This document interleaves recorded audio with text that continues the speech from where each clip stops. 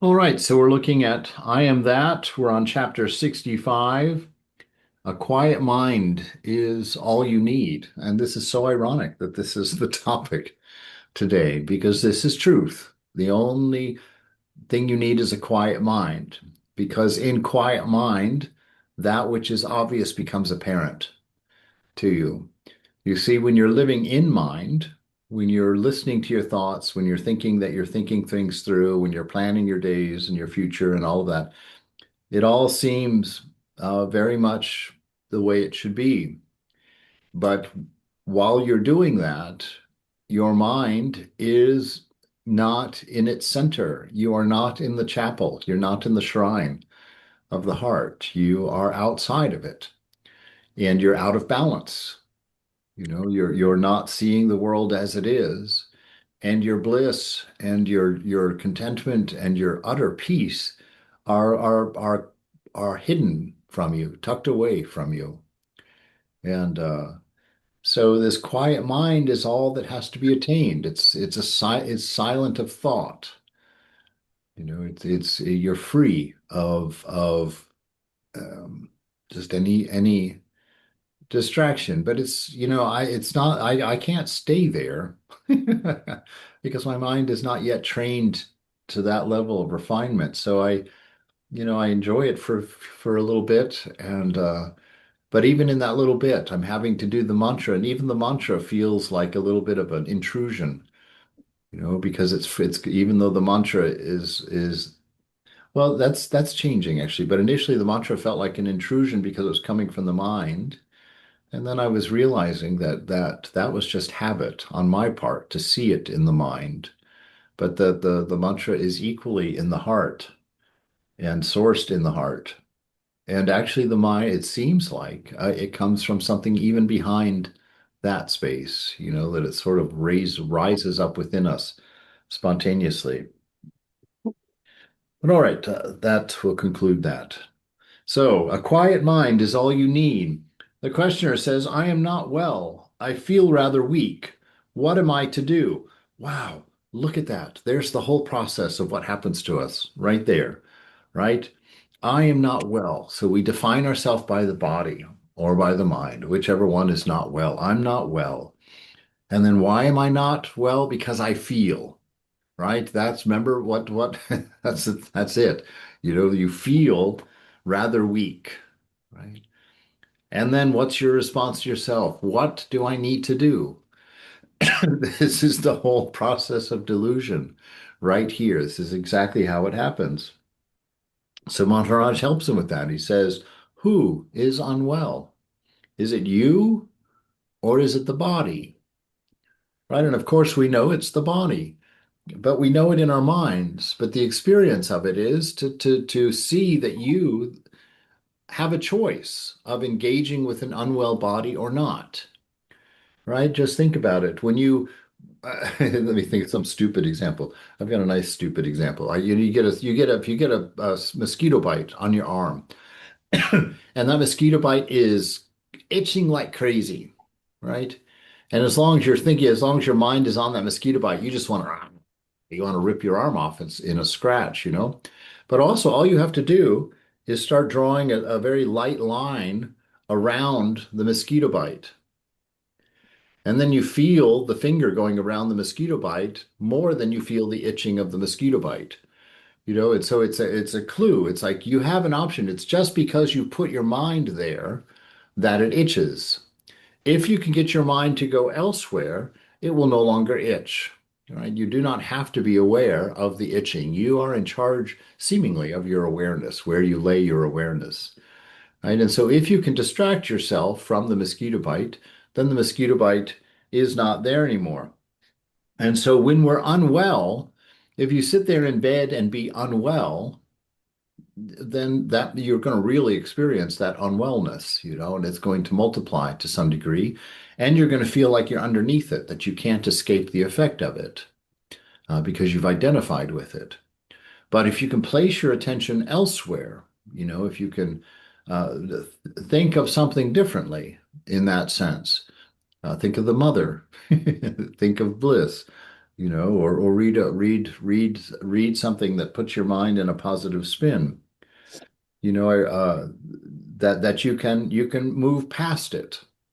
I think the biggest time that I saw this was when I broke my leg and I was stuck laying on my back in the front room of the monastery. I had to lay there. I was lay there for quite a few weeks actually. And for the first 2 weeks, though, I couldn't move at all. My leg, if it ever went below my heart level, the pain I would almost pass out from it. It was horrible. And I remember just laying there and thinking, oh, miserable me. How am I going to survive this? How am I going to lay here doing nothing for weeks at a time?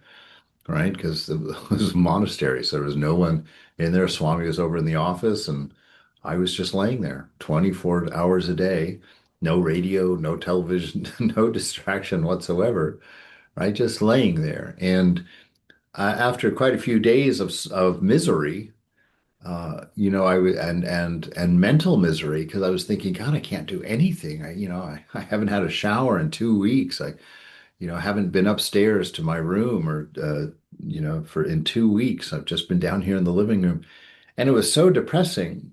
And then one day the phone rang, and it was on the other side of the room. And my first thought when the phone rang, I was like, oh God, I can't even answer the phone. And then I thought to myself, how do you know you can't answer the phone? You've just stopped trying to answer the phone. And so that day I decided I was going to answer the phone. And so I remember slipping my shoulders off the bed and onto the floor. So I was kind of arched off the bed like that and slowly just kind of worked myself off the bed, keeping my leg raised the whole time. And I scooted on my back across the floor. And by the sixth ring, I got to the phone and I answered it. My whole world changed. My whole world changed. I realized it's not that I can't answer the phone, it's that I have to answer the phone in a very different way. Right, it's very much what I talk about when Lalita had her stroke, how she began to realize that the body is always an obstacle to expression. It's also the means, but it's an obstacle because it can't really express your divine nature at all, right? But it doesn't matter what condition it's in, whatever obstacle it presents to you, it's yours in the creativity of love and the creativity of being to find a way to use those obstacles or to express yourself in spite of those obstacles. Don't let yourself be defined by your obstacles. You define yourself by your spirit, and spirit can always find a way of expressing itself through any set of obstacles. That's the wonder of you. That's the wonder of your divinity. You cannot be limited from expression because everything is a tool of your expression. Right. And so you look at your obstacles and you don't get depressed about them. You don't get beaten by them, especially as you grow older, right? Because you grow older, you start, I realized the other day, I can't get down and weed for more than like a half an hour at a time without my body feeling like, some half burned rag when I stand up. But you find ways past those things. You find your way around. You get creative with it, and it's in some sense, I enjoy that process of seeing it and figuring out how to work around it. And so this is by knowing that you're not your body. This is by knowing that you're not defined by your body or any obstacle. And another word for obstacle is attribute. Attributes and obstacles to the spirit are the same thing. If you define yourself this way, it's an obstacle because your spirit is bigger than that. If you take on an attribute of any kind, I'm a man. Well, okay, now you have to behave in a certain way, and now you have to dress in a certain way, and now you have to talk in a certain way, and walk in a certain way, and move in a certain way, right? So that attribute has cut off at least 50% of your possibilities in life, you know? And then you call yourself 61. I'm amazing. It's amazing how much just knowing your age creates an obstacle. Because even if you feel great, your mind still tells you you're 61. Why? So that you can become 61, an obstacle. And it changes your options in the world if you're body identified. But when you know that you have no age or an uncountable age, if you did have one, you then can express beyond the obstacle, in spite of the obstacle. You know? And so he says, who is unwell, you or your body? Well, my body, of course. Well, Maharaj, yesterday you felt well. What felt well? Questioner, well, the body, again. Maharaj, you were glad when the body was well, and you are sad when the body is unwell. Who is glad one day and sad the next? Questioner, the mind. Maharaj, and who knows the variable mind? Questioner, the mind. Maharaj, the mind is the knower. Who knows the knower? Questioner, does not the knower know itself? Maharaj, the mind is discontinuous. Again and again it blanks out, like in sleep or swoon or distraction. There must be something continuous to register continuity, right? There must be something continuous that registers continuity, some way that you know that you're the same self that went to bed last night. Questioner, the mind remembers. This stands for continuity. Maharaj, memory is always partial. It's always unreliable and evanescent, right? Because memory changes. Every time you tell a story, right? I learned this from my mom. I learned this from observing my mother telling stories about me over the years, and how when she tells a story about me, the story she told when I was 15, even if she tells me the same story now, that story has been so decorated over the last 60 years. She's added lovely little details here and there and just has kept telling the story that way. So that has become the memory, right? That has become the memory. The actual memory, who knows what that was? I also realized this when I went back to Germany for the first time to see my friends from my youth, right? And talking with them about all the old memories that I had, and realizing that their account of those memories were quite often almost unrecognizable to me, because memory is not an account of what happened, right? Memory is your current perspective, looking back from where you are to where you were, and it's an opinion of that moment. It's not a record. It's a running opinion that changes as you change. And every time you tell the story, you tell it just slightly differently. This is, excuse me, for me, like when I tell my story of Moksha Prana, every now and then I go to Philip, who was there, and I recount the story to Philip and I say, do you remember that? Is that how it happened? Because I want to protect that story. I want that story to be true to itself. And so I verify it every now and then to make sure that I haven't embellished or dressed it up a little bit.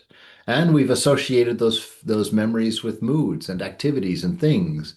And whenever we do those activities and things or moods, we resurrect that story.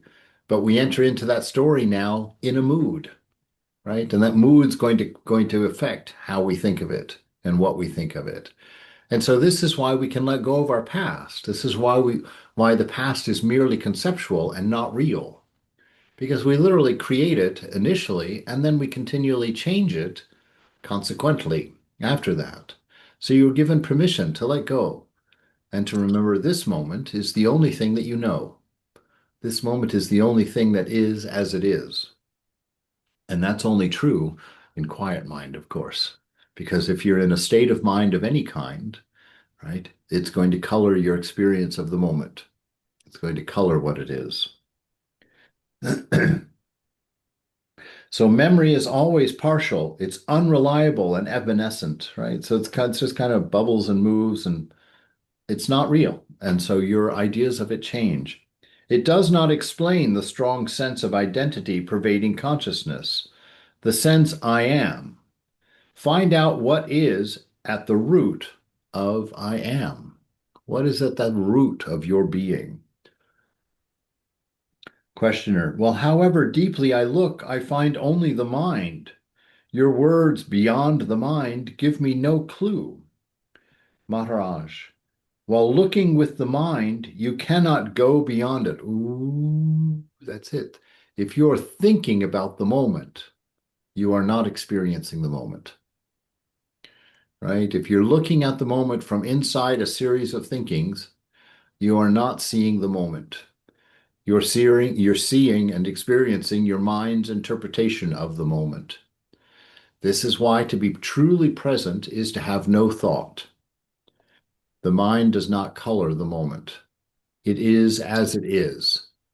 And in that isness, one of the thing about that is that there's no narrative in moment. There's not a reason for thinking.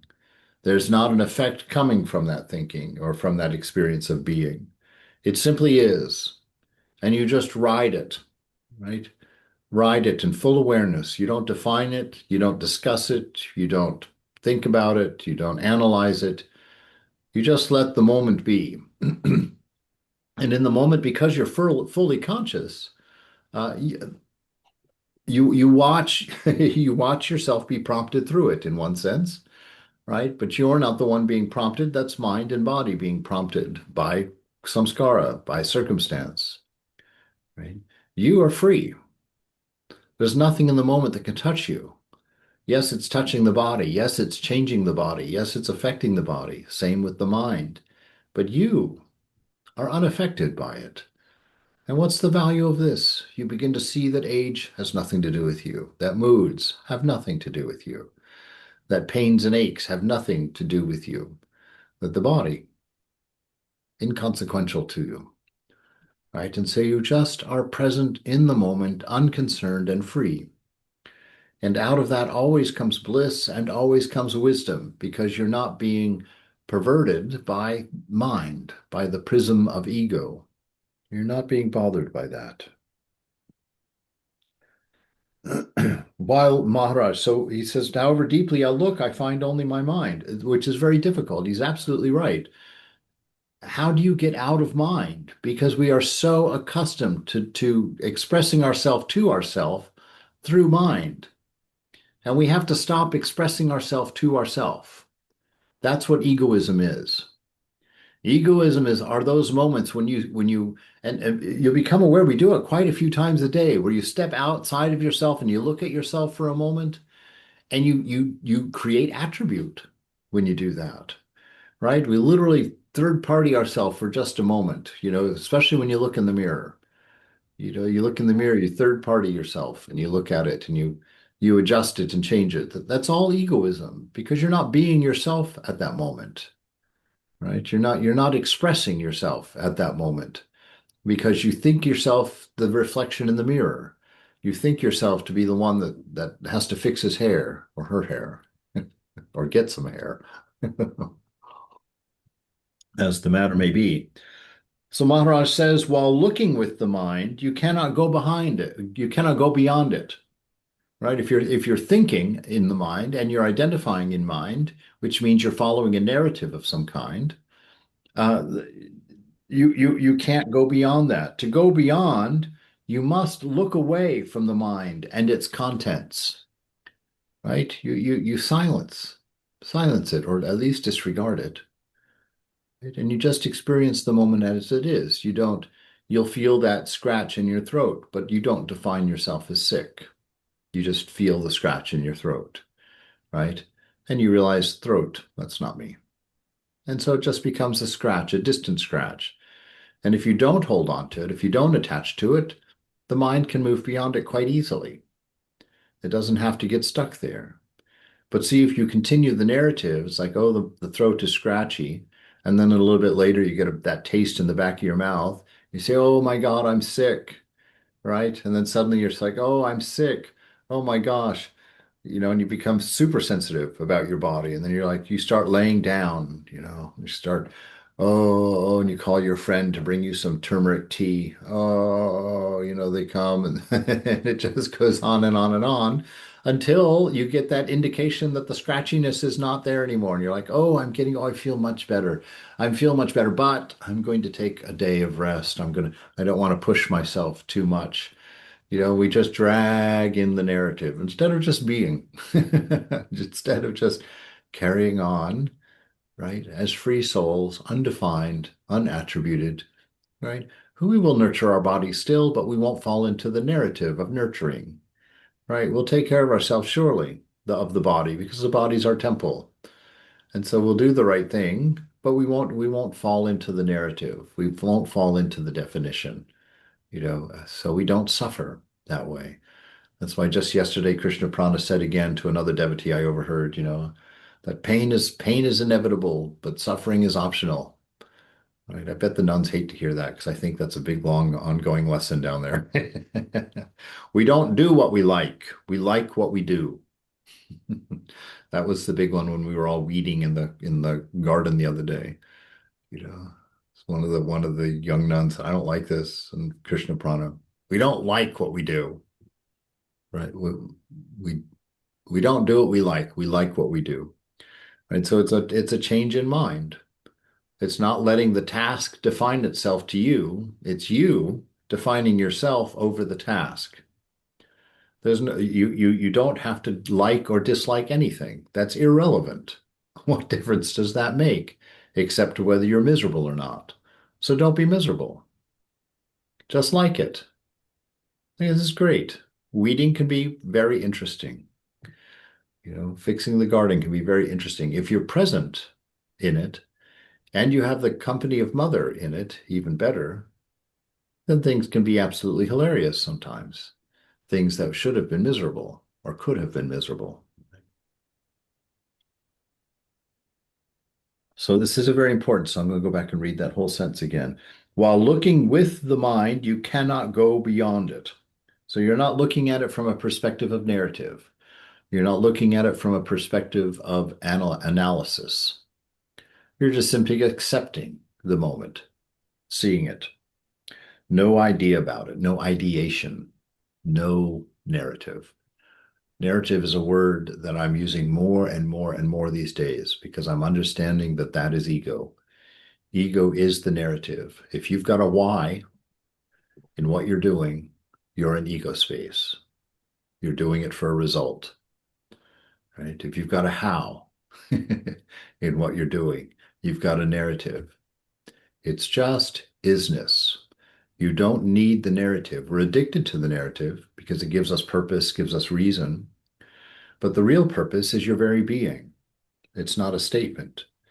Your purpose is your nature. That's why we do things for love. It's why we do things in wisdom, because that's what we are. And as long as we are acting from that space or aware of that space, not this space, which is the stories behind it, what are you doing? Well, really, I'm just living.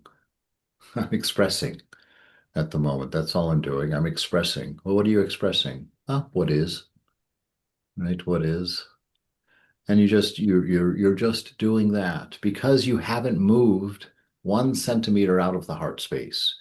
You're in the company of the divine, you're in the company of your wisdom, you're in the company of being, you're undistorted by the needs of body mind. And in that moment, you express. And if you're washing dishes, it's an expression. It's an expression of Satchitananda, right? And knowing that, being aware of that, being in that presence, that is truth. That's what truth is. And that is God. That's what God is.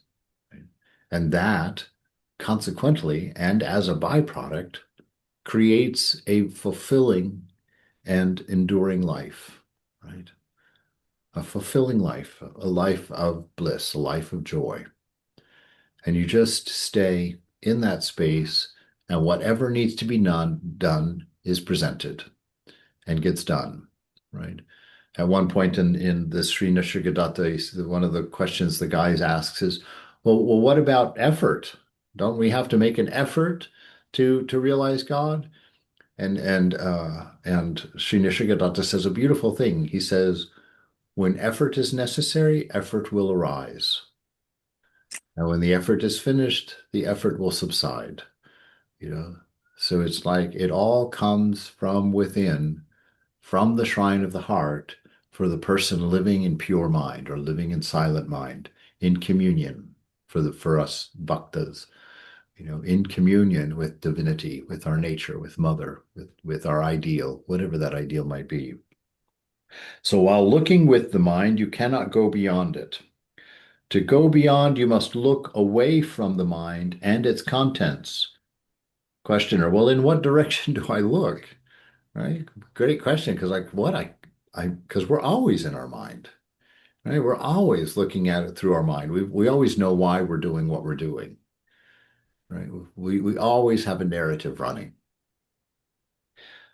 Maharaj, all directions are within the mind, right? By directions meaning forward, future, backward meaning memory, to the left or right means because. He says, all directions are within the mind. I am not asking you to look in any particular direction. Just look away from all that happens in your mind and bring it to the feeling I am. I think this is the same as saying, get out of your mind and be in the heart. Be aware of your witnessing the mind. Don't be in the mind picking up the tinker toys and creating thoughts and narratives. Be aware that you are a watcher of the mind. You're not a participator in the mind. You're simply watching. And that mind just goes on. And as long as you're aware that you're watching, it really doesn't matter where it's going and what it's doing. As long as you understand you're watching, that the mind will be doing what it's doing because it does what it does. It is the wheel of samsara, and it's going to roll down that hill whether you're conscious or unconscious. But if you're conscious, you're not you're not being caught in the wheel and dragged down the hill, right? Suffering and screaming and loving and hating and all of that. You are the steady observer. You're not necessarily affected by the bounces and bumps as this wheel of samsara rolls down the hill, bringing take through the mind, right? So just look away from all that happens in your mind and bring it to the feeling I am. Become aware of witness, become aware of being. The I am is not a direction, right? That is to say, it is not in a narrative. It doesn't have an attribute. It's simple isness. And the last things that we can say about it be, before we fall into or reach the bottom of the ocean, I guess, is Satchitananda. So those are the last three things that we need say about the condition of our being. Right? The I am is not a direction. It is the negation of all direction. Right? It's pure potential. Ultimately, even the I am will have to go, for you need not keep on asserting what is obvious. You do in the beginning, right? You constantly have to bring yourself back. Oh, I'm observer. I'm watching. I'm witness. I'm witness. I'm witness. I'm witness. And we have to keep doing that. Why? Because we are in such the habit of thinking that our thoughts and body are me and defining ourselves by them. And of course, when you're defining yourself by the body mind, then you are constantly in narrative because the body mind are nothing but narrative. That's all they are. They are a story. They are not real. Right? And so once you identify with them, then you're bouncing down that hill in the wheel of samsara. And that can be quite a bumpy ride. Right? It is a negation of all direction. Ultimately, even the I am will have to go. We don't have to worry about that one. By that time, by that time, none of this will be a problem. But ultimately, even the I am will have to go, for you need not keep on asserting what is obvious, right? That this asserting what is obvious, that's really what the mantra does. The mantra is a means of constantly asserting what is obvious, the presence of God, the love of God, the wisdom of God. This is by chanting that mantra, we become we become aware of something that has always been true, which is what he means by saying, keep on asserting what is obvious, right? We start to become aware of what is true, and our mind returns to ourself, to what we have always been, and we come back to the platform. We come back to the 0 point, the shrine of the heart. And from there, we see things as they are, ever more clearly. It's a process for the seeker, for those of us still growing, still seeking, still wondering what in the world is happening. It's a process, but you don't fall into that process. That process for you is isness, right? And the only process is a story because you just keep getting dragged out of your isness. You keep getting dragged out into your thoughts, dragged out into your feelings and emotions and senses. And so that always brings narrative with it. That always brings a why and a hope and a need. But if you stay in the 0 point, there's just is. Nothing has been defined as a problem. Nothing has been defined as a hope, right? You're not having to make any assumptions about what you have or don't have. And so fullness and emptiness don't matter in the moment because fullness and emptiness of body mind are just narratives. So you just enjoy the silence. You sit there and see God, see the play, all of it, with no opinions about it, unaffected by it. You're in love. You're in the atmosphere of the shrine, right? Even in a big city, if you go into the temple and sit quietly, the city goes on around you, but it doesn't go through you, right? And that's what happens with life with God, right? The world happens around you, but it doesn't go through you, right? It doesn't affect you in that sense. Bringing the mind to the feeling I am merely helps it turning the mind away from everything else. Questioner, well, where does it all lead me? Maharaj, you see the questioner, where does it lead me? We always want a narrative. We always want a story. Who cares where it leads you? That's not where you are now. Be where you are now, and when it leads you somewhere, you'll be there now. Right? Just go. Maharaj, when the mind is kept away from all of its preoccupations, it becomes quiet, right? If you don't engage with it, right? If someone's sitting there, well, that's not always true. But what is true, like, I met a person at one point in my life, I won't say when because I don't want to hurt anybody's feelings, but they're not present anyway. But I met a person who couldn't stop talking. I mean, if you were in their company, they would be talking the entire time. It never stopped. What stopped is eventually I didn't hear them anymore, right? I was like, I was just off on my own, right? My grandma, God bless her, was kind of like that. I went to visit her one time in high school by myself, and I sat for 5 hours at the dining room table. I knew what all the neighbors had for dinner. I know who was going out with who. I knew who was in the hospital. I knew whose kids were doing what and what colleges they were in for 5 hours. And finally, my grandpa, who was sitting in the next room watching The Price is Right, he calls in. He says, Bernal, shut up. Which, which was a huge shock to me and a great relief at the same time to hear someone tell someone else to shut up like that. And Bernal knew immediately. She came to her senses and she realized that she had had me sitting there at the table for 5 hours, listening to her tell one story after another. That is your mind. That is your mind, right? Just going on for 5 hours. And eventually, you, the self, you just have to stop listening. Now, when you stop listening, at some point, that divine impulse inside will just say, Mind, shut up.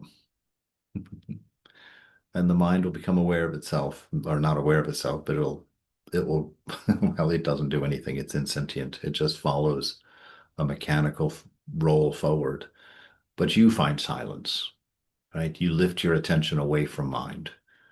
You're no longer engaged with it.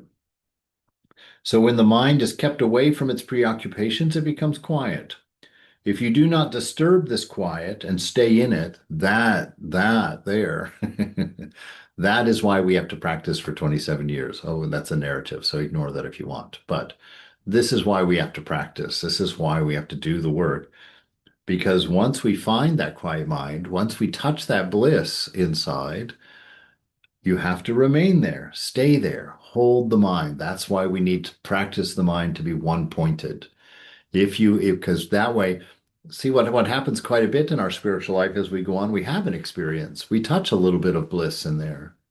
But most of the time we can't even enjoy it or appreciate it for even a split second because as soon as it happens, we objectify it and we want to hold on to it. We want to clutch it. We want to own it. As soon as it's objectified, it disappears because it was the thing itself. You were the thing itself that the bliss was arising from. And as soon as you objectify bliss within yourself, you're no longer being yourself. You've stepped into ego and are staring at the self from the ego perspective. You're in mind looking at the self, as it were, right? And in that place, you will never find your bliss. If you stay in that place, which is the place we live in, then you're in the world. That is the world. But if you can have that bliss and be unaffected by it, why unaffected? Because if you get affected, you naturally, the mind's going to objectify. So you don't be affected by it. You don't talk about it. You don't name it. You don't even recognize it. You just allow it to be as you continue to be. And then that's how you stay in it, right? Don't let it become a thought. Don't let you take a perspective of thought and look at it. Don't study it. Don't become concerned. How did I find it? Where is that? How do I keep it? Oh, this is amazing. Oh, I can't wait to tell Lori and Samhita and Tony about this. This is amazing. Oh, how will I tell? Ah, right. This is the craziness that we live with. This is why we have to practice. So that when it happens, we're not plussed or surprised. We're not driven out of our center to observe it, study it, analyze it, and give it a story and a reason and a perspective and a place and a means and a how-to. We just are. And if you can manage that, that is how you stay in bliss. And if you can hold on to it in that steadiness, it becomes samadhi, right? So it's the discipline of holding what mother gives you that is difficult, not getting mother to give it to you. She gives it freely, right? But your mind tries to grab and own. And that is what throws us out of that center, throws us out of the temple of the heart. All right. So if you do not disturb this quiet and you stay in it, you find that it is permeated with a light and a love you have never known. Truth. And you recognize it at once as your own nature. Once you have passed through this experience, you will never be the same man again or woman. You will never be the same again after this moment because you will know your nature. You will have discovered that you've got an infinite amount and that it is what you are. The unruly mind may break its peace and obliterate its vision, but it is bound to return. Yeah, see, that's the thing. Because initially, the first time you do this, you're always going to objectify it at the first time because it's a surprise to you. Like, oh, what was that? As soon and see, to ask what it was, you have to objectify it. You have to make it separate from you because you're not like, oh, what was I? Which would be the proper way to ask the question. Oh, what am I? But what we objectify, we say, what was that? Right? We make it separate from ourself, and then it disappears because it was the self that you were experiencing, not a thing, not something different from yourself. You're expressing your own being or experiencing your own being, right? It is bound to return, provided the effort is sustained until the day when all bonds are broken, right? All attachments, that's what bonds are, is all attachments, all the things that the mind can do to lure you off of your platform, off of the 0 point in the shrine of the heart, right? It'll lure you off by thinking that something it says or does has something to do with you. And as soon as you believe that, narrative forms immediately around it. The unruly mind may break its peace and obliterate its vision, but it is bound to return, provided the effort is sustained, until the day when all bonds are broken. Delusions and attachments end, and life becomes supremely concentrated in the present. Supremely concentrated just means it's held there, right? It's just held where? In the present moment. And in the present moment, there is only solitude and silence. That's the only way to experience the moment as it is in solitude and silence. Anything else, you're not in the moment. You're at the last frame of the past. You're in ego space, which is the last frame of the past, looking at the moment, looking at the present from thought. And so we want to avoid that in all possible means. Questioner, well, what difference does it make? What an odd question after that paragraph. What difference does it make? Maharaj, the mind is no more, right? The mind is no more. The thoughts are not arising and falling. They're not having their effect on you. You understand that you don't need the mind's story in order to be conscious, right? That's one of the things we all think, oh, if I think nothing, I'll just be a lump on a log. Well, if you were a log, that's what you would be if you were silent, but you're not a log. You're Satchitananda. And so what expresses in silence? Love. All the love in the universe expresses in the moment through silence. All the wisdom in the universe, you know, informs the expression of love in the moment. Just being. The mind is no more. There is only love in action. That is pure love. That is how one becomes Christ, becomes Buddha, becomes Ramakrishna, becomes Holy Mother, right? Because all of those avatars were pure expressions of love. They were a whole through ego that allowed God to express in his purest form in the manifested world, right? And that's what happens to us. Now, Ramakrishna says that it's very difficult for a normal person to maintain that absolute 0 point like that, right? That's very difficult. He says, don't worry about that. That will just throw you into another narrative. Just put whatever I that you have, whatever thought of yourself, in the company of Mother or in the company of your highest ideal. Be held by your highest ideal. Allow your ego to feel separate from God, no problem. But place it in relationship with your beloved.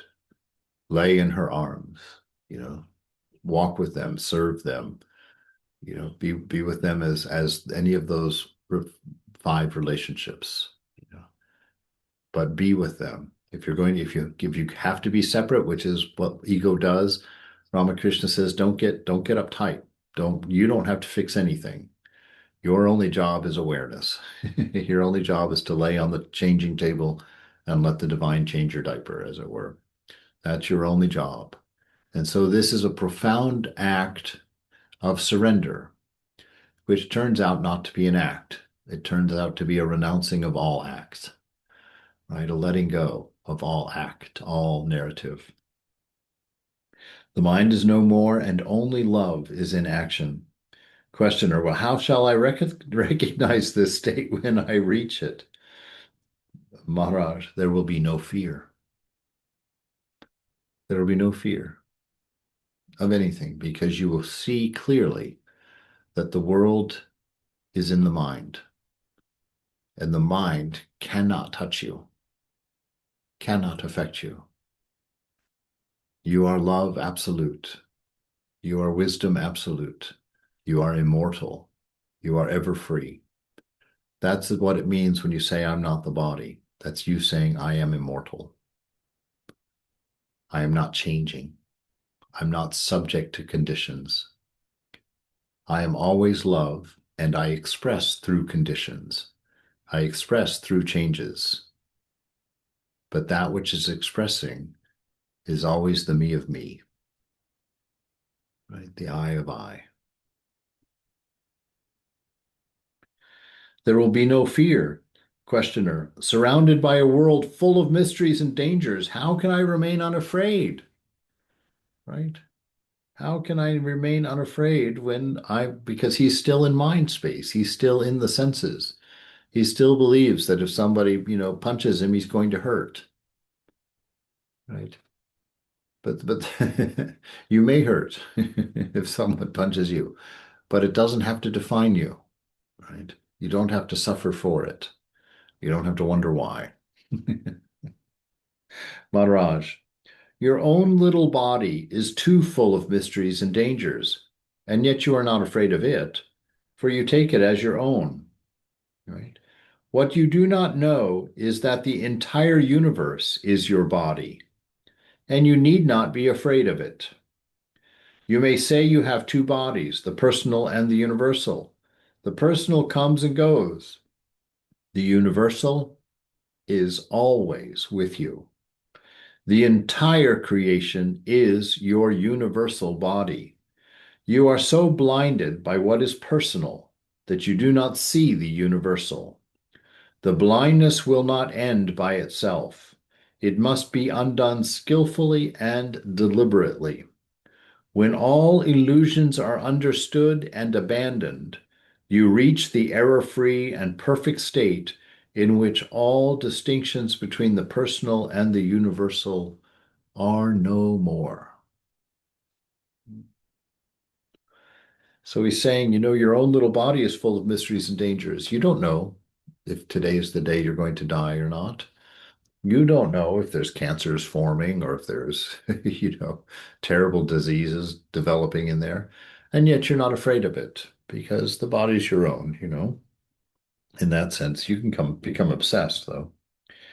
Your own little body is full of mysteries and dangers, yet you're not afraid of it, for you take it as your own. What you do not know is that the entire universe is your body, and you need not be afraid of it.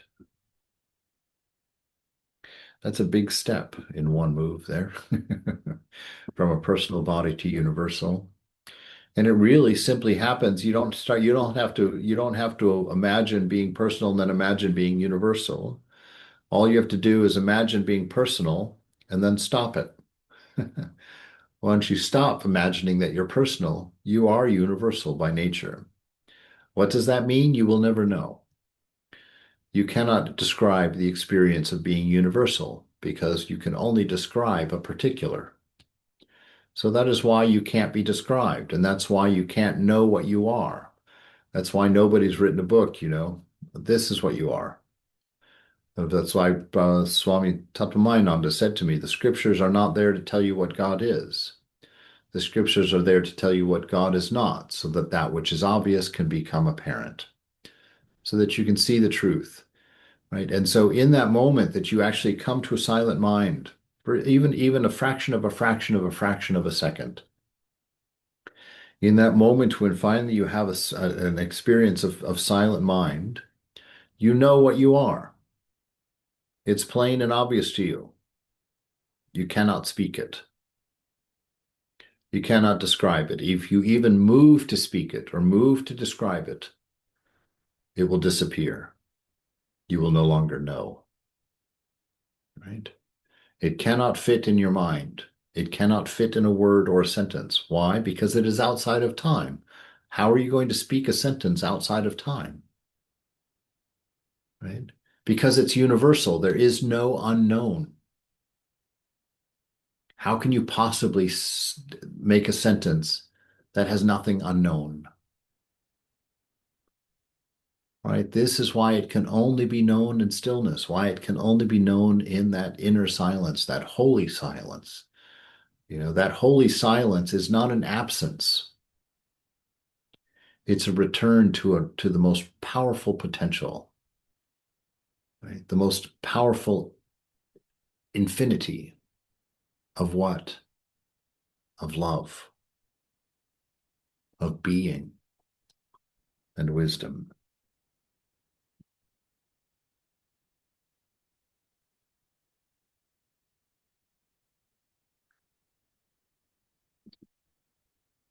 What you do not know is that the entire universe is your body and you need not be afraid of it. You may say that you have two bodies, the personal and the universal. The personal comes and goes, right? It's the personal body. Comes and goes, not only, I mean, it comes and goes every day. Every time you go to bed at night, the personal body changes. It's no longer your waking body and mind and world. It's your dreaming body, mind and world, right? Because this is the truth of it. This is the waking dream, right? It's still abstracted. It's still not real because it changes. We cannot change. We in our nature are the absolute unchanging. We cannot enter into Shakti. We can't be here as we think we're here. So what do we have to do? We have to find a way of entering into a world of change. How can that which does not change enter into the world of change? It creates an idea of itself, a thought of itself, and it places it in the mind where everything changes. And then it has to have attributes to define itself from the change, to define itself amongst the change. So it relates itself to everything that changes. The relative world is now born. So you relate yourself to everything in this world as a body mind. You can't relate it to yourself because everything is inside you, right? You are everything. When you dream at night in that room of your dream, you're sitting in your dream. Let's say that we're all in a dream right now. Let's just acknowledge that we're in a dream right now, actually. If we're in a dream right now and the dream is within us, right? If the dream is within us, then none of this can be true. You can't be separate from me. You're both created by the sleeper. You and me, created by the sleeper, by the one in the bed, right? And so to live in the dream world, we had to create a dream body. When you go to bed at night, there's no way for your physical body to go into the dream. And so what does your body do? What does your mind do? Well, it creates a new body, a new thought body. And that thought body can enter into the dream. And that thought body may be a butterfly, it may be a mushroom, it may be something that changes at different points in the dream. In the dream, oddly enough, you don't care. Why? Because in the dream, the thought I am is enough. I can associate that I am with anything. And in the dream, we do. So we create a thought of ourself. We step into that dream using that thought. Therefore, we need a set of sensors to help us be aware of the dream around us. The unreal dream around us has to become real. How do we do that? Well, we create senses to experience it with, right? We create the five senses based on the five elements of creation. And those five senses, then we can enter into the dream or imagine that we enter into the dream by identifying with that thought of me and being a thought rather than a self. And we enter into that dream. And this blindness does not end by itself, right? We have to become disconcerted because we realize, gosh, everything keeps ending. Everything keeps disappearing. All of my satisfaction, I will never stop working for it because as soon as I got that Mercedes and checked that off on my bucket list, and got about getting all the other things on my bucket list. By the time I got the fifth thing on my bucket list, that Mercedes was an old model, was rusted, and my teenage son went out and broke the headlights in it. And so now I have to, put that one back on my bucket list, right? Now I need a new one. And that's how we stay busy and deluded until we die, constantly acquiring and renewing and acquiring and renewing and acquiring and renewing over and over and over and over again, right? Distracted, caught up in a narrative, but accomplishing nothing. It's a dream. The objects aren't even only disappearing when we wake up, they're disappearing in the dream itself, right? Everything disappears, everything goes to the junkyard. The blindness will not end by itself. It must be done skillfully and deliberately, right? Full awareness has to be there for it. When all illusions are understood and abandoned, when you know the nature of this world, when you see that you're separate from it, that it can't affect you, that there's a gulf between you and the material that simply cannot be crossed, Your fear diminishes, your concern diminishes. You start accepting things as they are because it doesn't matter. You are the constant that is beautiful. You are the constant that is content. You are the constant that is all that you seek. And you have discovered that. You've sussed that out by your discernment and by your practice. And when you've come to this, when all of your illusions are understood and abandoned, and you abandon them because they're understood, you see them as they are, not because they've been wrenched out of your fingers and you had to sign a contract with the mafia boss named God. It's not like that. It's that you realize there's nothing here for you. This is all just expression. This is just the expression of your nature. There's nothing to take. It's all giving. It's all wafting off of you naturally through your isness. So when you know that, you reach the error-free and perfect state in which all distinctions between the personal and the universal are no more. There's nothing we can say about that because that state is a state of all-knowing. When you know yourself to be universal, there is, you are, your I am, is no longer centered in a body. When you are the universal, your I am is in every atom of the universe. And so there is nothing unknown. If there's nothing unknown, you can't tell a story. For a story to happen, you always need an unknown. And so in this state, the narratives, the story stops. The ego is gone. There is no story because there is no unknown. What you're experiencing at this page, in this space, if you still have a touch of ego in there, you're experiencing the greatest love that is so overwhelming, the body can't move, the mind can't move. It's intoxicated beyond function. It's isness. And everybody around you in the room that you are not seeing as particulars, that you are being them at that moment, they're all standing around you, warming their hands by you. Like there's in Ramakrishna's room, where the times where he goes into those deep samadhis and it just says the room was silent. Everybody gazes at the master in a divine wonderment, right? Because they are part of it. Ramakrishna at that moment has become them. They're not aware of that. They still see a body, so they assume he's a man in samadhi. They still define him separate and far away. Now he's gone even farther away. He's in samadhi. But in fact, he has become so close that he is the self in every room, in every person in that room. He has become the room itself. He has become the air in the room. He has become, that's why the atmosphere in that space brings you to silence, because his self now is no longer particular. It's universal, which means he has become everything, everything, not just in the room. He has become everything. And that permeates everything. And that changes everyone. Everyone in that room now is silent. Everyone in that room is thinking of love, is enjoying love, in the presence of love. Everybody in that room has forgotten their narratives for a moment. This is why Vivekananda says that one person realizing themselves oh my goodness, we're way past time. Um, that is the reason that one man becoming enlightened on a mountaintop does more good to humanity than 10,000 volunteers in a hospital.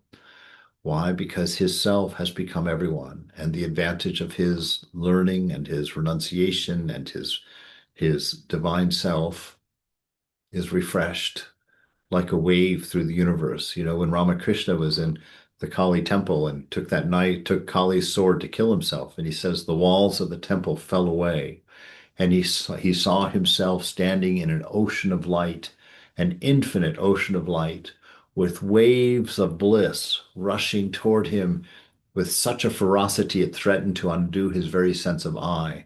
Those waves of bliss, I always have imagined, are God realizing himself over and over and over again through all these different bodies, through all these different minds.